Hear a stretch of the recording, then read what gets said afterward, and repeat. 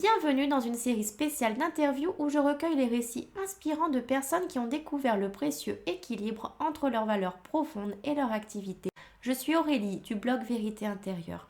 Dans cette série d'entretiens, nous rencontrons des individus exceptionnels. Rejoignez-nous dans ce voyage captivant à travers les expériences, les défis de ceux qui ont trouvé le juste équilibre entre qui ils sont et ce qu'ils font. Peut-être que ces récits inspirants illumineront votre propre chemin et vous encourageront à créer la carrière qui reflète pleinement votre essence. Bonjour et bienvenue dans cette discussion entraide exceptionnelle. Aujourd'hui, nous avons Benjamin Castello avec nous qui est à Bali. Donc, Benjamin, je t'invite à te présenter comme tu le souhaites déjà, nous dire juste qui tu es, quel est ton parcours. Bonjour, merci déjà de m'accueillir, Aurélie et Jessie. Donc, mon parcours, on va faire rapidement. J'ai quitté une carrière au sein de multinationales après un éveil de conscience qui a fait suite à une retraite méditative. Et depuis, je me suis lancé dans la catalysation de l'éveil collectif des consciences pour aider l'humanité à surmonter les grands défis du 21e siècle qui, pour ceux qui prêtent un peu attention, sont quand même un peu corsés.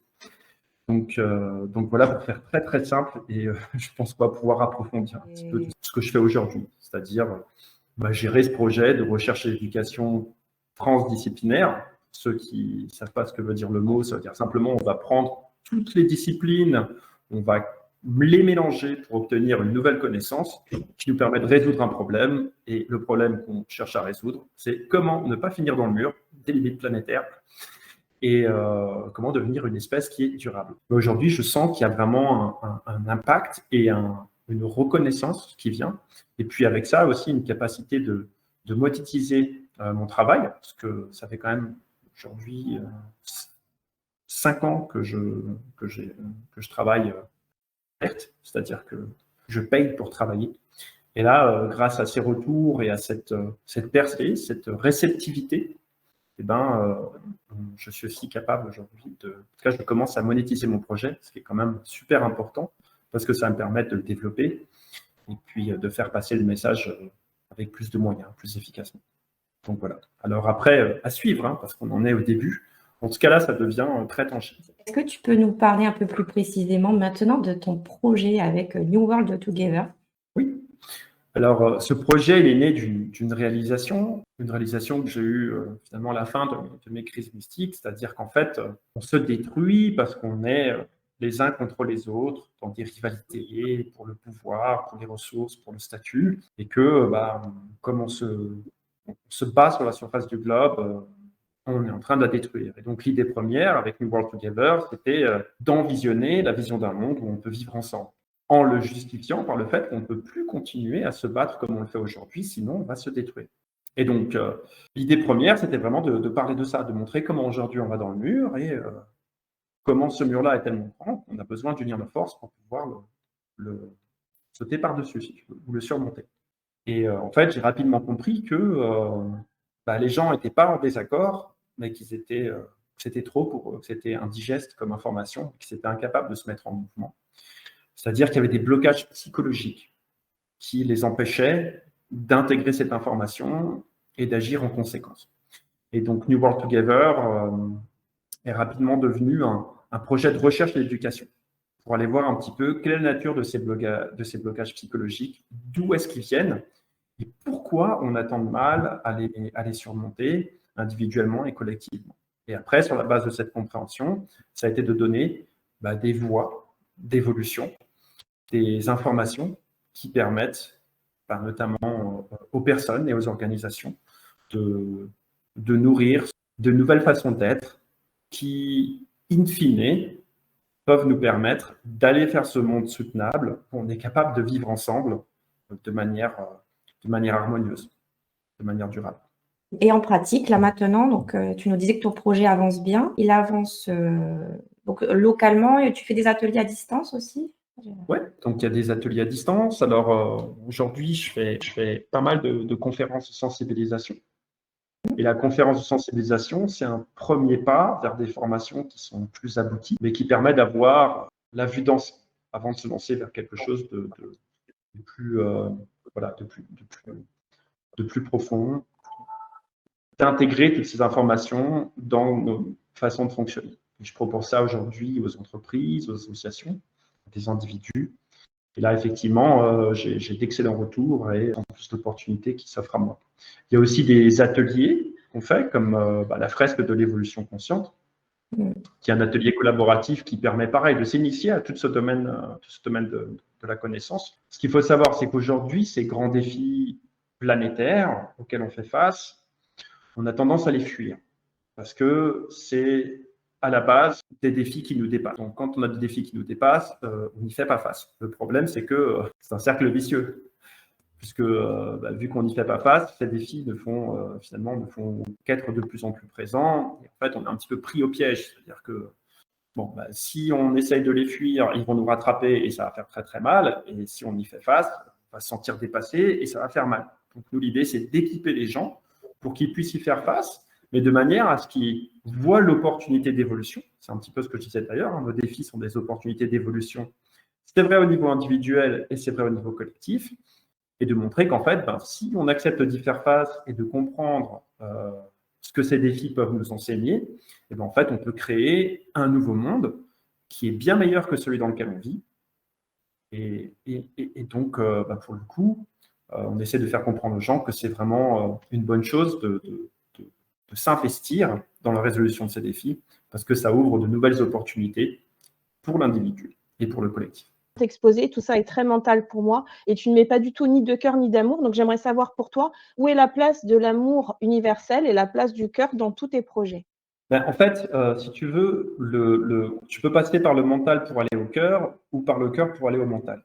En fait, aujourd'hui, de ce dont je parle, c'est d'un réalignement entre ce qui est de l'ordre de la logique, de l'esprit, donc ce qu'on appelle la rationalité, et aussi de la logique du cœur, que tu vas appeler l'amour. En fait, si tu veux, ce que je suis en train d'expliquer, c'est que si on veut s'en sortir, il faut qu'on apprenne à s'aimer. Et là où ce qui me paraît aussi important d'expliquer ici, c'est de comprendre pourquoi on a énormément de mal avec le cœur et l'amour. Pourquoi souvent c'est une notion qui est mal comprise, voire, comment on appelle ça, tu sais, quand c'est de plouc ou d'un peu has-been, comme on dit ça, peu importe le terme. Dans tous les cas, ce qu'il faut comprendre, c'est que non, c'est pas dépassé, c'est, tu sais, genre, je sais pas, tu dirais ça de Bernard Minet, de Dorothée, tu sais. Regarde. Tu sais. Oui, ringard. Voilà, ouais, ringard, un peu bisounours, tu vois. Donc, en fait, moi, je m'adresse à un public qui considère que l'amour est une notion de bisounours, tu vois, de ringard. Donc, moi, je m'intéresse à ce public-là. Si je leur parle d'amour universel, etc., ils vont me dire, OK, encore un hippie qui ne comprend pas comment marche la vie. C'est pas la peine de l'écouter. Mais en fait, ce que j'explique, un des éléments de connaissance qu'on va donner, c'est qu'en fait, pourquoi on a tellement de mal avec l'amour, etc., c'est qu'aujourd'hui, on est encore dans un état de stress traumatique. C'est-à-dire que nos ancêtres s'en sont mis tellement plein la tronche, avec des millénaires et des millénaires d'atrocités, de guerre, de famine, de colonisation, d'esclavage, de manipulation. J'en passe et des meilleurs, qu'en fait, aujourd'hui, l'humain est dans un état de stress traumatique. Et que pour se réapproprier son cœur et l'amour universel dont tu parles, il a besoin d'une bonne thérapie. Et cette thérapie, pour moi, quand on parle à des gens comme moi qui sont extrêmement dans la logique, on a besoin de comprendre pourquoi on en a besoin. Et moi, c'est ce que je m'amène à expliquer. Donc, c'est vrai que moi, je suis quelqu'un de très logique, de très mental, mais la logique de l'esprit amène, in fine, à l'ouverture du cœur. Et c'est ce que moi, je porte à travers mon message. Je suis encore en travail je fais encore un travail sur mon ouverture de cœur. C'est-à-dire que, en tout cas, pour moi, c'est le chemin.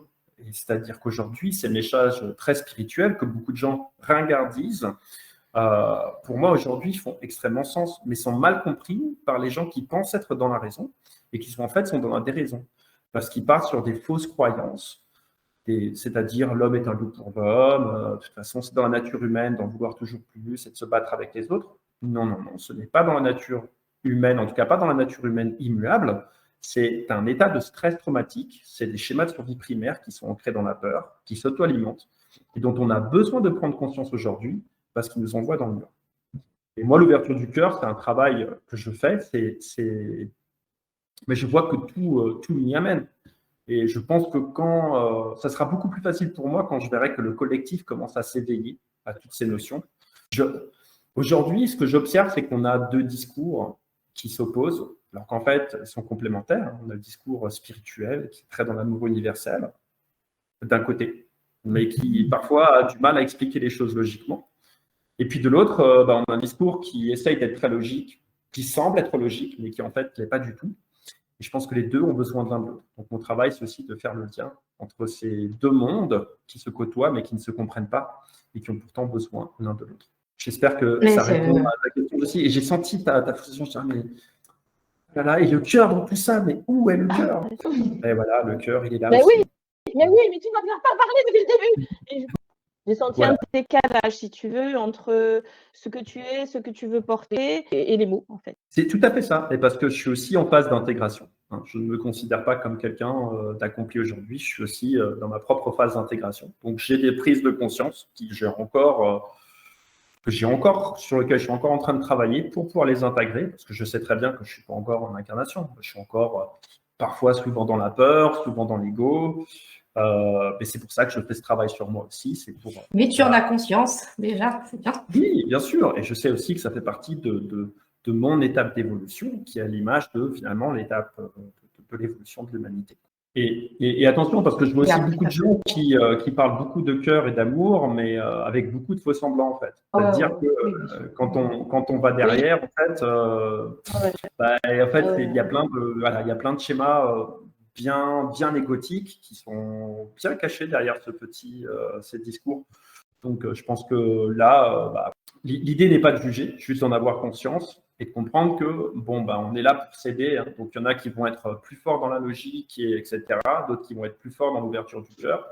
L'idée, c'est de travailler ensemble, hein, sachant que Bouddhine, ce qu'on veut, c'est que les deux travaillent en alignement. Donc, les valeurs du cœur, les valeurs de l'esprit, alignées en conscience. Avec ce qui vient des tripes, en même temps. Comme ça.